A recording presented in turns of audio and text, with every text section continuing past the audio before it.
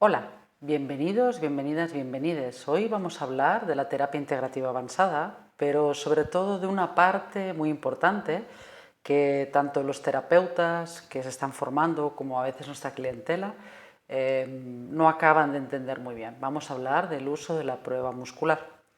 Pero antes de empezar a hablar sobre la prueba muscular en sí, y cómo funciona y por qué funciona, me gustaría hablar un poquito sobre la base neurálgica, digamos, de lo que es la terapia integrativa avanzada. Me estoy refiriendo al trauma. Porque la terapia integrativa avanzada trabaja enfocada a trauma. Pero ¿qué es trauma realmente? Porque sin eso no vamos a entender el porqué del uso de la prueba muscular. Las personas a diario, en nuestra cotidianidad, cuando vivimos situaciones un poco que podríamos llamar complejas y que en otras modalidades le podemos llamar enfrentamos eventos traumáticos, es decir, eventos que generan dolor, sufrimiento, ¿sí? Cuando esas cosas suceden, nuestro cuerpo pone en marcha diferentes mecanismos para poder afrontar esa situación. Por lo tanto, trauma no es lo que está sucediendo allá afuera, porque hay sistemas que afrontan de diferentes maneras y con mayor o menor resiliencia las situaciones que estamos viviendo. Por supuesto, no solo depende de las capacidades individuales, sino muchas veces de las capacidades colectivas del propio sistema social y familiar que van a apoyar ese proceso. Esto es importante tenerlo en cuenta porque cuando hablamos más adelante en otros vídeos sobre la aproximación psicosocial entenderemos la importancia del ámbito social. Pero vayamos a hablar del trauma en este caso. ¿Qué es entonces trauma? Trauma es lo que sucede en el interior de las personas cuando ese evento traumático supera de alguna manera los mecanismos de afrontamiento que permitirán integrar todo lo que ha sucedido. Cuando hay esta abrumación del sistema nervioso, lo que se va a provocar de forma natural son mecanismos de protección que muchas veces van a comportar diferente grado de disociación. ¿Qué es la disociación? Pues de alguna manera es mantener ese material que podría abrumar el sistema en un nivel subconsciente. Es decir, el material realmente de toda la estimulación, tanto sensorial del exterior, ya sea en forma de lo que son estímulos visuales, auditivos, ¿sí? De todo lo que está sucediendo afuera, pero a la vez todo lo que está sucediendo en nuestro interior, emociones, cambios fisiológicos, creencias, pensamientos, todo eso va a quedar de alguna manera pendiente de poder ser procesado y por lo tanto diremos que queda en forma latente. Quedar en forma latente significa que queda como material no consciente y de alguna manera siempre dispuesto a activarse cada vez que en el futuro o en el presente, el pasado unos años, vivamos situaciones similares que reactiven todo este material, pudiéndose producir una posibilidad de vivir otra vez todo eso que no pudo ser procesado para finalmente ser integrado. Claro, el problema es que en las segundas situaciones o terceras situaciones que pasan más adelante no tenemos el contexto que da sentido a mucha de la sintomatología que tenemos.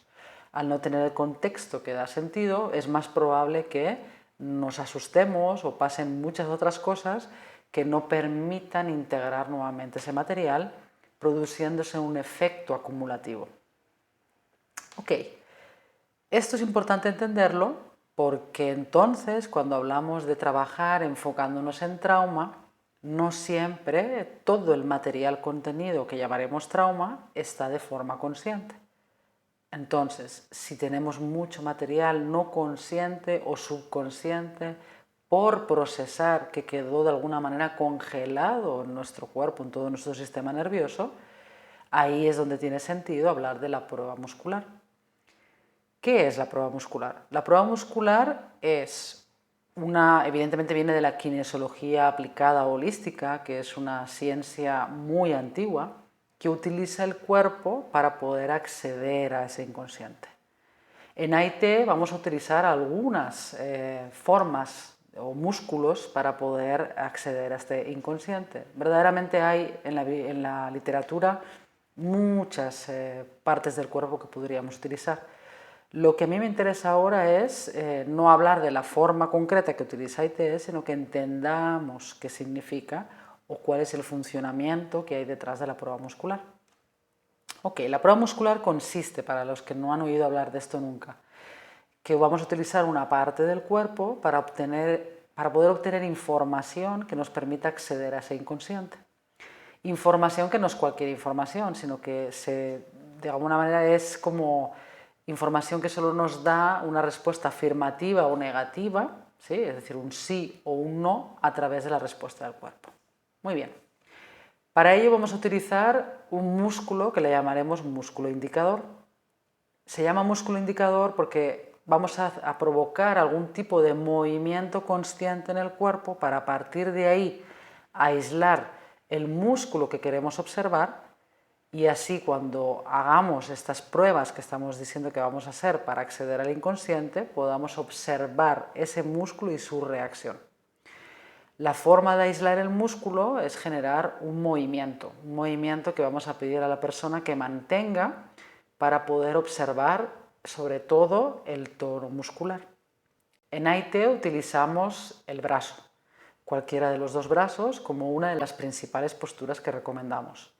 El brazo de nuestro cliente lo va a mantener como a 90 grados, extendido hacia adelante, y le vamos a pedir a la persona que mantenga una posición de estiramiento, ¿verdad? El brazo está estirado y podemos notar la tensión, el tono muscular que el brazo puede tener en ese estado. El terapeuta, la terapeuta, lo que va a aplicar es una fuerza, ¿sí? a través de sus dos dedos que ponemos encima de la muñeca de nuestro cliente, y vamos a aplicar una fuerza contraria al movimiento, opuesta al movimiento del brazo que hemos pedido que extienda. Al aplicar esa fuerza, lo que estamos midiendo es el tono muscular. El reflejo miotático es un reflejo muscular que depende de toda una parte de funcionamiento más allá de la conciencia cortical, sobre todo depende de la médula espinal, y se trata de un reflejo que va a implicar diversos mecanismos para que se entienda.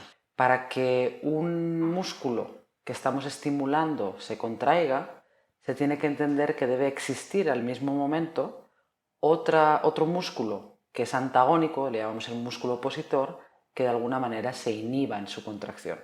Para entender las contracciones musculares tiene que haber un músculo que se activa ante una estimulación y un músculo que se tiene que desactivar en su contracción, que es el músculo opositor.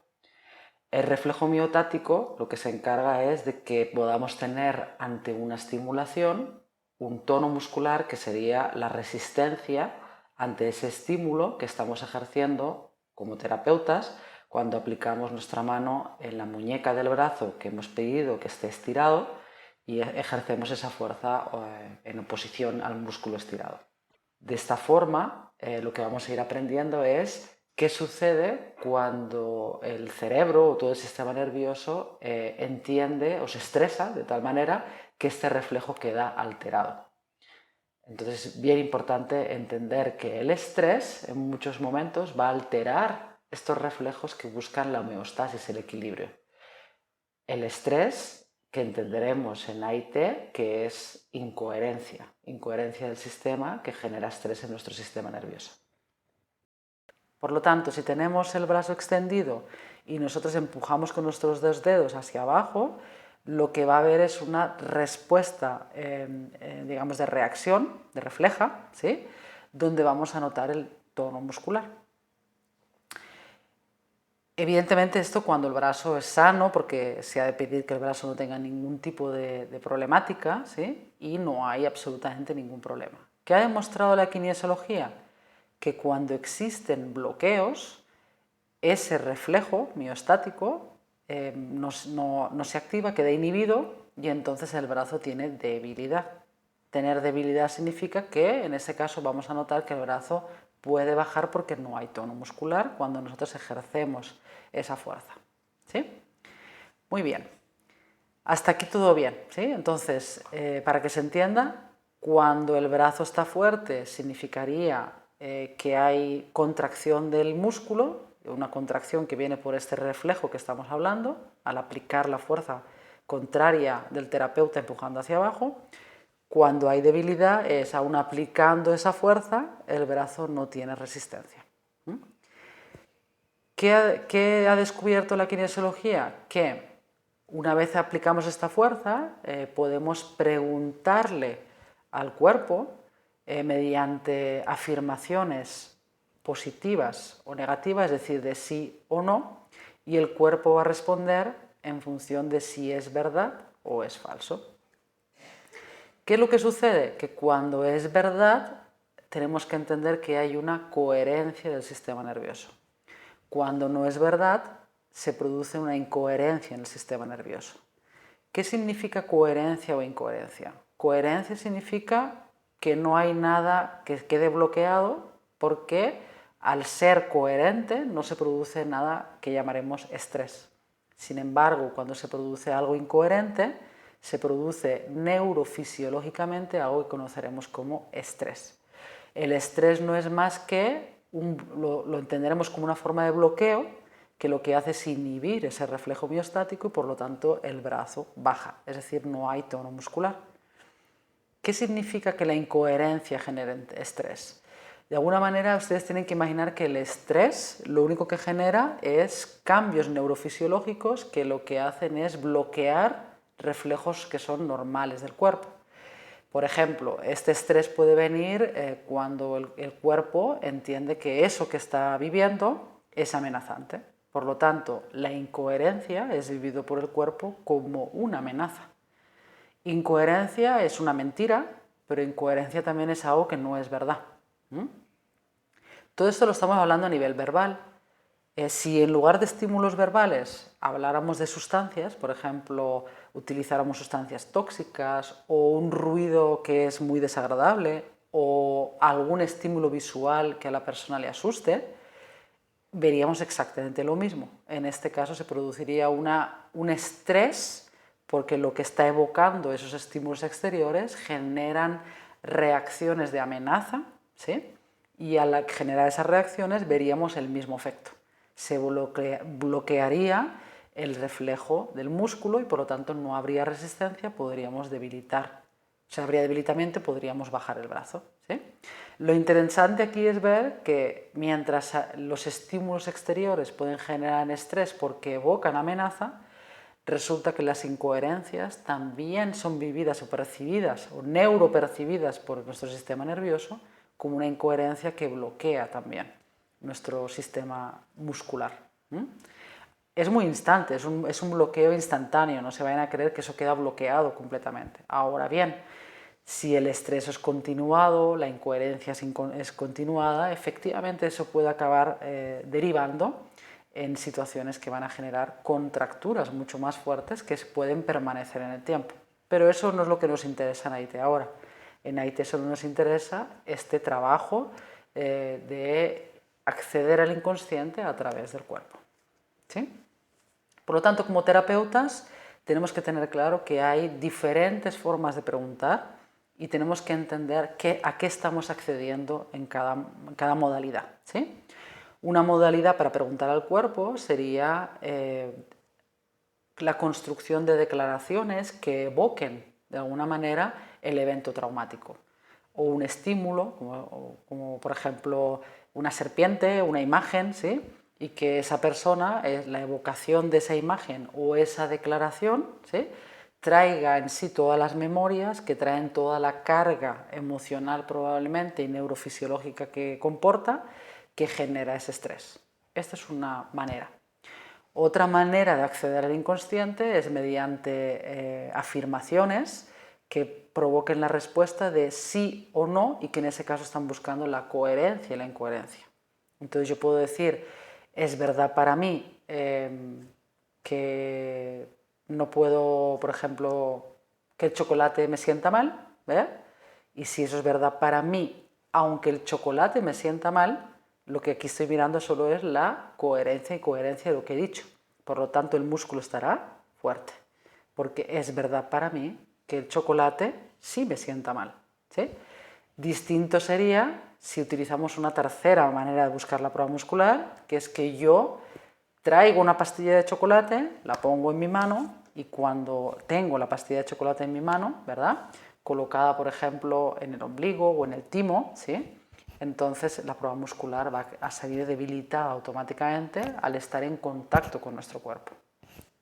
Esta tercera parte la utilizaremos sobre todo cuando en AIT trabajamos con alergias, el componente neurobiológico, etcétera, ¿sí? Y para eso utilizaremos el mismo estímulo, la pastilla de chocolate, o utilizaremos lo que se llama testigos, que es como escrito, ¿verdad?, la palabra escrita, o fotografías o imágenes, ¿no? Esto, por ejemplo, lo vamos a ver mucho en el tratamiento de cáncer o en el tratamiento de enfermedades, donde evidentemente sería genial poder tener acceso a las muestras, pero como no siempre es posible, lo vamos a hacer o mediante imágenes o mediante palabras escritas, ¿sí?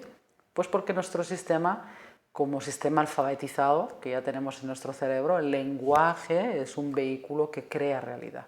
Por lo tanto, también vamos a utilizar el lenguaje para que nuestro sistema nervioso lo interprete como realidad. Estas serían como las tres maneras de hacer la prueba muscular y es muy importante que, como terapeutas, veamos la importancia de entender cuál de las tres formas estamos utilizando para poder entender bien qué responde la prueba muscular. ¿Sí?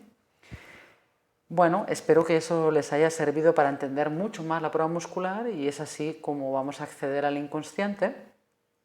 Y sobre todo una cosa muy importante que creo que la terapia integrativa tiene respecto a otros modelos es que permite que la persona sea la que dirige de alguna manera la terapia, pero no la persona desde su consciente, donde tenemos la mayoría de bloqueos, ¿verdad?, sino realmente lo que llamamos la sabiduría del cuerpo, que es toda esa información que de alguna manera une, ¿no?, el consciente y el inconsciente para podernos guiar tanto al terapeuta como a nuestros clientes y a nuestras clientas para poder llegar a la raíz, ¿no?, a la verdadera raíz de la causa de muchas de las sintomatologías que nos traen a nuestra consulta.